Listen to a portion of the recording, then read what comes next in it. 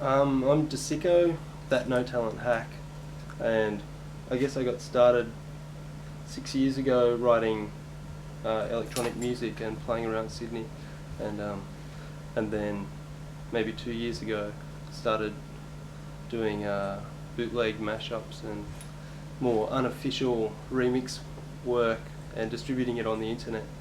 And since then, well, that was what I started doing as Dsico, and then that's just kind of blown out of proportion. I'm the hottest round. I told y'all mother, y'all can't stop me now. Listen to me now. I'm lasting 20 rounds, and if you want me, then come on get me now. Is you with me now? The biggie bounce. I know you dig the way I switch my style.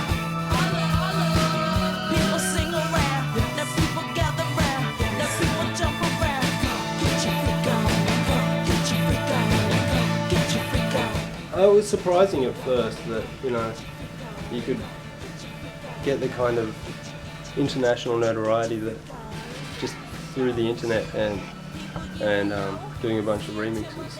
So I went over to London, played this tiny little club in Soho called Bastard, and it was completely packed, and everyone's really into the bootleg scene over there, and it was crazy. And then went to Germany and played some gigs in Berlin and Hamburg, and it went down really well. I've never really been in that much trouble for it. Had some trouble with the International Phonographic Recording Association, I think it's called, who requested that I remove a lot of the content off the web because they claimed it was a breach of copyright to be distributing it for free, the remixes of pop tracks. So, and then I got into trouble over misuse of a trademark by Ministry of Sound. This is Ministry of Shit, the compilation album. Right, I don't think, I'm just not worth pursuing. I'm not worth suing or chasing after because I don't have a lot of money.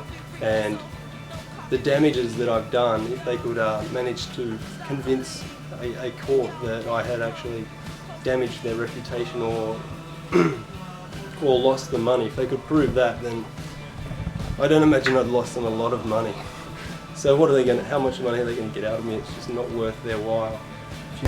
It really takes a while for these things to get into the consciousness of the public in a really big way. And so I'll play gigs and half the crowd will think, oh, it's passé, it's so over, you should give it up, it's terrible. And then the rest of the crowd is like, wow, they've never seen it before, and they're like, oh, that's great. And I've been doing it for 2 years and I'm really bored of it, and I think it's really passé.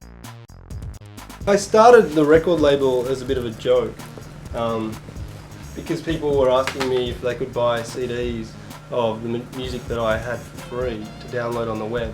And because people that don't have broadband were finding it difficult to download it all over a connection, and just thought, oh, it's easier, can we just buy a CD off you? It's actually got cover versions of Nirvana, Sonic Youth, Beyonce, Lionel Richie, and I'd been in touch with a lot of these people who were working in the same area, and they were all, and I thought, they were cool and they would probably be down with it, and they were.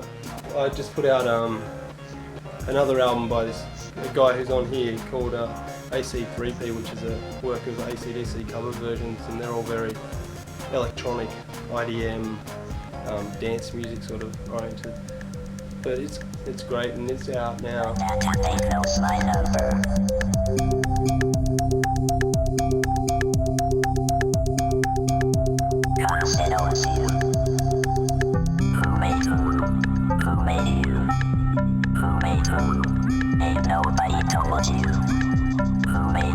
Just releasing an album by a guy, Greg Gillis, who's from Cleveland in the US, called Girl Talk. Got an album coming out in the next, it should be back in about a week or maybe 2 weeks, and that's a co-release with Illegal Art, who are sort of online identity.